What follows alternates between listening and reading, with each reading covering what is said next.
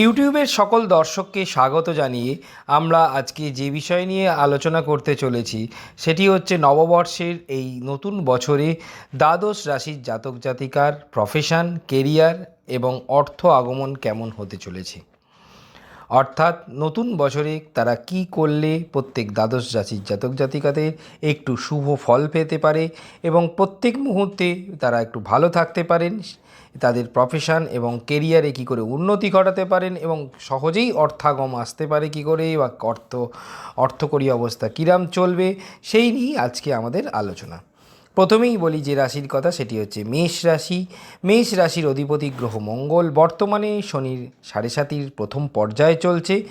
অর্থভাগ্য এই বছর শুভাশুভ মিশ্র প্রকৃতির এবং আয় স্থানটিতে বিভিন্নভাবে আয়ের সম্ভাবনা দেখা গেলেও কিছু ক্ষেত্রে তা ঝঞ্ঝাটপূর্ণ হতে পারে।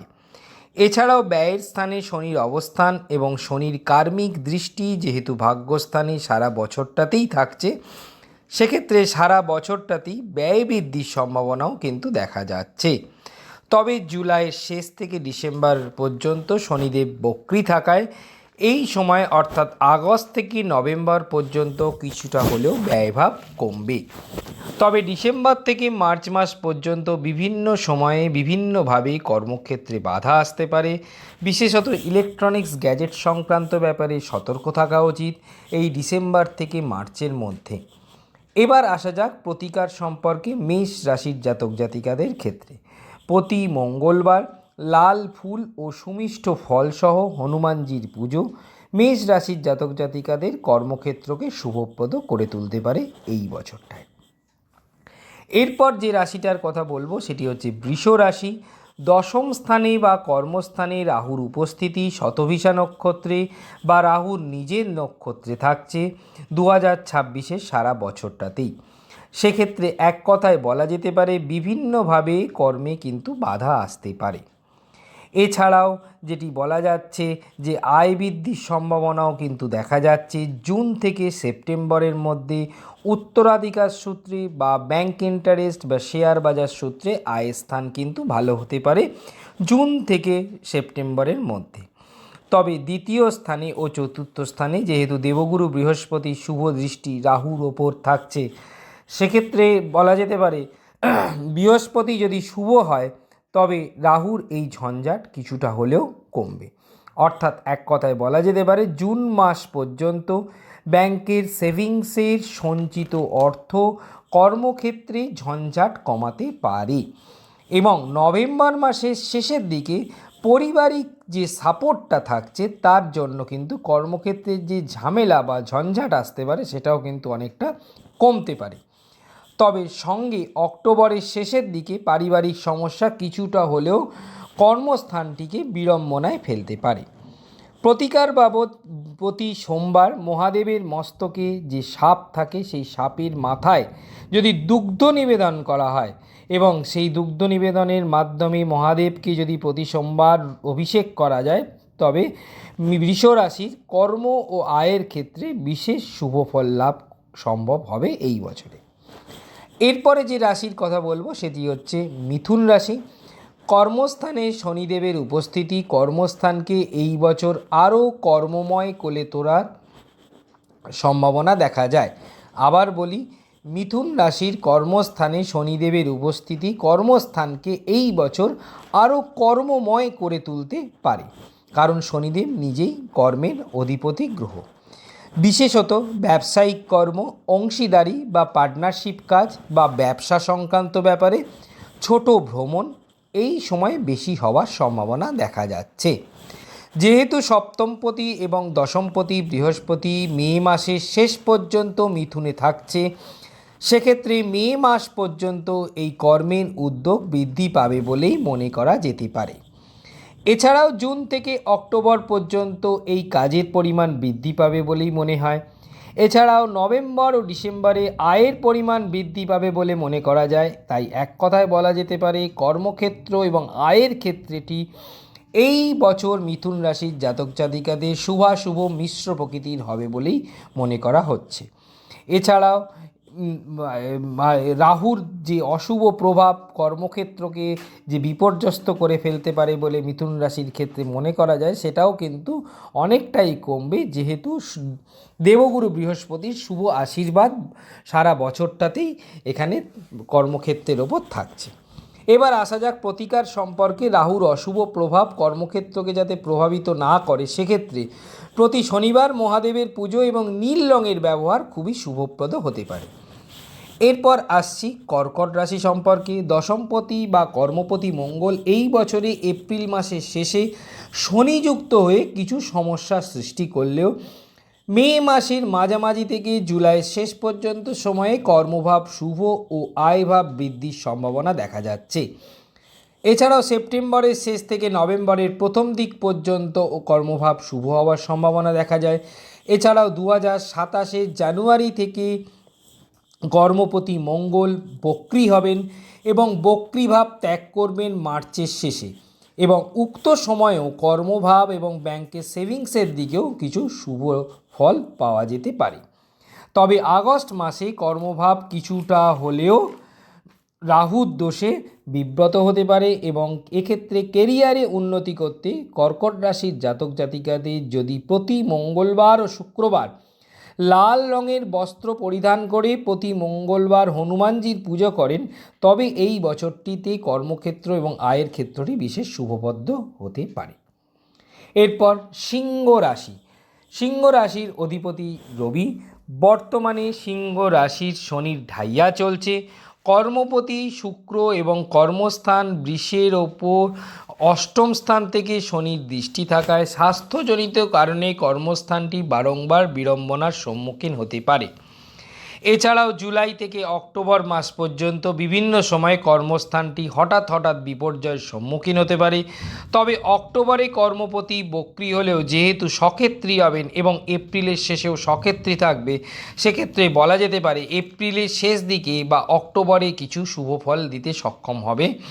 তবে সর্বক্ষেত্রেই রাহুর প্রতিকার না করলে ব্যবসা ও পার্টনারশিপের কাজে কিন্তু হঠাৎ ব্যাহত হতে পারে। প্রতিকার বাবদ প্রতি রবিবার তামার পাত্রে জল নিয়ে সূর্য প্রণাম এবং প্রতি রবিবার খয়েরি রঙের ব্যবহার রাহুর দোষ প্রশমনে বিশেষ সাহায্য করবে এবং কর্মক্ষেত্রটি এই বছর শুভপ্রদ হতে পারে।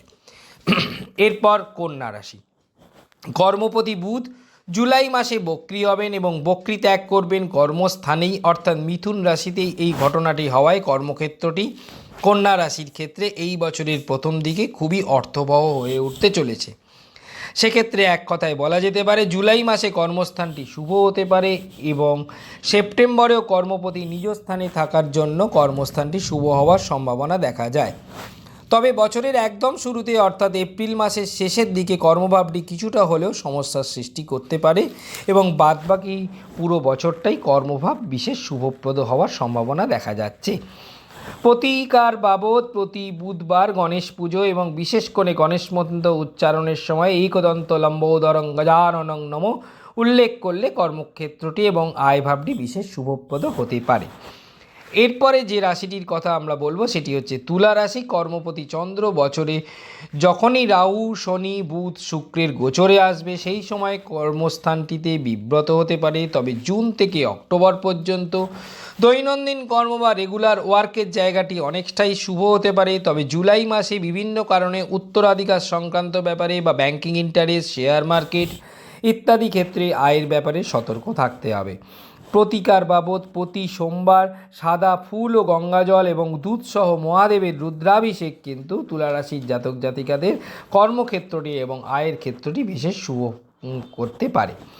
এরপরে যেটি রাশির কথা বলবো সেটি হচ্ছে বৃশ্চিক রাশি। কর্মস্থানে সারা বছরটাতেই রাহুর প্রভাব থাকায় এক কথায় বলা যেতে পারে কর্মস্থানটি বিভিন্নভাবে বিব্রত হতে পারে, বিশেষত রাহু শতবিশা নক্ষত্রে বা রাহুর নিজের নক্ষত্র থেকে এই দৃষ্টি দেওয়ায় কর্মস্থানের বিড়ম্বনার সঙ্গে ব্যয়ভাবও অযাচিতভাবে কিন্তু বৃদ্ধি পাওয়ার সম্ভাবনা দেখা যাচ্ছে। এছাড়াও মে জুন মাসে এবং আগস্ট থেকে অক্টোবর মাস পর্যন্ত কর্মস্থানের ক্ষেত্রে বিশেষ সতর্কতা প্রয়োজন। প্রতিকার বাবদ প্রতি রবিবার গোল্ডেন রঙের ব্যবহার এবং গঙ্গা জলে একটু হলুদ গুঁড়ো দিয়ে যদি সূর্য প্রণাম করা যায় তাহলে কর্মক্ষেত্রে রাহুর কুপ্রভাব অচিরেই নষ্ট হতে পারে এবং কর্মক্ষেত্রটি এবং আয়ের ক্ষেত্রটি শুভপ্রদ হতে উঠতে পারে। এরপর যে রাশির কথা বলবো সেটি ধনু রাশি। বর্তমানে শনির ঢাইয়া চলছে, কর্মস্থানে সারা বছরটাতেই শনির প্রভাব থাকায় এবং কার্মিক গ্রহ শনির সরাসরি দশম দৃষ্টি রাশিতে পড়ায় এক কথায় বলা যেতে পারে পরিবারের প্রতি বা মাতৃস্থানীয় সম্পর্কের প্রতি কর্ম কিন্তু বৃদ্ধি পাবে। এছাড়াও এপ্রিলের শেষে আয়ভাব কিছুটা হলেও বৃদ্ধি পেতে পারে, তবে আগস্ট মাসে ও নভেম্বরের আয়ভাব কিছুটা হলেও সমস্যার সম্মুখীন হতে পারে। প্রতিকার বাবদ প্রতি বুধবার ও শুক্রবার যে কোনো ইষ্ট দেবীকে সাদা ফুল নিবেদন এবং সাদা রং বুধ ও শুক্রবারে একটু প্রেফার করলে কর্মক্ষেত্রটি এবং আয় ক্ষেত্রটি সারা বছর বিশেষ শুভপ্রদ হতে পারে। এরপর যে রাশিটির কথা বলবো সেটি হচ্ছে মকর রাশি। কর্মস্থানে এই বছর রাহুর নবম দৃষ্টি থাকছে, যার জন্য সারা বছরটাতেই এক কথায় বলা যেতে পারে কর্মস্থানটি বিড়ম্বনার সম্মুখীন হতে পারে। এছাড়াও আগস্ট অক্টোবর নাগাদ, বিশেষত অক্টোবর মাসে স্বাস্থ্যজনিত কারণে কর্মক্ষেত্রটি বিভিন্নভাবে বাধাপ্রাপ্ত হতে পারে। এছাড়াও সারা বছরটাতেই আত্মীয় বা শ্বশুরবাড়ির কুটুম্বের জন্য সারা বছরটাতেই কিন্তু ব্যয়ভাব বৃদ্ধি পাবে। প্রতিকার বাবদ প্রতি শুক্রবার মহাদেবের পুজো এবং শনিবার শনি মন্দিরে সাদা বাতাসা নিবেদন সারা বছরকে কর্মস্থানটিকে এবং আয়ের স্থানটিকে বিশেষ শুভপ্রদ করে তুলতে পারে। এরপর যে রাশিটির কথা বলবো সেটি কুম্ভ রাশি। বর্তমানে শনির 7.5 অন্তিম পর্যায়ে চলছে, ভাগ্যস্থানে রাহু দৃষ্টি দিচ্ছে নিজের নক্ষত্রে বসে, অর্থাৎ কুম্ভ রাশিতে রাহু শতবিশা নক্ষত্রে থেকে নিজের রাশি অর্থাৎ কুম্ভ রাশিতে থেকে সরাসরি ভাগ্যস্থানে দৃষ্টি দেওয়ার দরুন 7.5 শেষ পর্যায়ে ভাগ্যভাবটি বিভিন্নভাবে বিব্রত হচ্ছে। এছাড়া কর্মপতি মঙ্গলের ওপর আগস্ট নভেম্বরে রাহুর দৃষ্টি কর্মস্থানটিকে বিভিন্নভাবে পীড়িত করতে পারে। প্রতিকার বাবদ প্রতি মঙ্গলবার হনুমানজির পুজো ও শনিবার শনি মন্দিরে শনিদেবের পুজো সঙ্গে দক্ষিণাকালিকার পুজো কর্মক্ষেত্রকে এবং আয়স্থানকে বিশেষ শুভপ্রদ করে তুলতে পারে এই বছরে বলেই মনে করা যেতে পারে। সর্বশেষ রাশিটির যেটির কথা বলবো সেটি হচ্ছে মীন রাশি। মীন রাশির বর্তমানে শনির 7.5 মধ্যবর্তী পর্যায়ে চলছে। কার্মিক গ্রহ শনি নিজের রাশিতে থেকে দশম স্থানে অর্থাৎ ধনু রাশিতে সারা বছরটাই দৃষ্টি দেবে, যার দরুন এক কথায় বলা যেতে পারে কর্মস্থানটিতে কর্মের পরিমাণ সারা বছরটাতেই বৃদ্ধি পাবে। এছাড়াও বিভিন্নভাবে কর্মে উদ্যোগ বাড়বে এবং ব্যবসা সংক্রান্ত ব্যাপারেও কর্ম বাড়বে, তবে এরই সঙ্গে সারা বছরটাতে কিন্তু ব্যয়ভাবও বৃদ্ধি পাবে, বিশেষ করে পারিবারিক সংক্রান্ত ব্যাপারে এবং স্বাস্থ্য সমস্যায় ব্যয়ভাব বৃদ্ধি পেতে পারে। প্রতিকার বাবদ প্রতি বৃহস্পতিবার শ্বেত চন্দন সহ তুলসী নিবেদন নারায়ণকে এবং স্যাফরন কালার ব্যবহার করলে বৃহস্পতি শুভ হবে এবং তার দ্বারা কর্মক্ষেত্রটি এবং বিশেষ শুভপ্রদ হতে পারে, বিশেষ করে জুন থেকে অক্টোবরের মধ্যে। তাহলে আমরা আজকে এখানেই সমাপ্ত করছি আজকের রাশিফল, এবং সঙ্গে যে কথাটি বলতে সর্বশেষে অবশ্যই উল্লেখ করব, জ্যোতিষ সংক্রান্ত যে কোনো পরামর্শ পেতে আপনারা অবশ্যই চ্যানেলটিকে সাবস্ক্রাইব করুন এবং হোয়াটসঅ্যাপ করুন 7003292110 এই নম্বরে। আজকে তাহলে এই পর্যন্তই, ধন্যবাদ।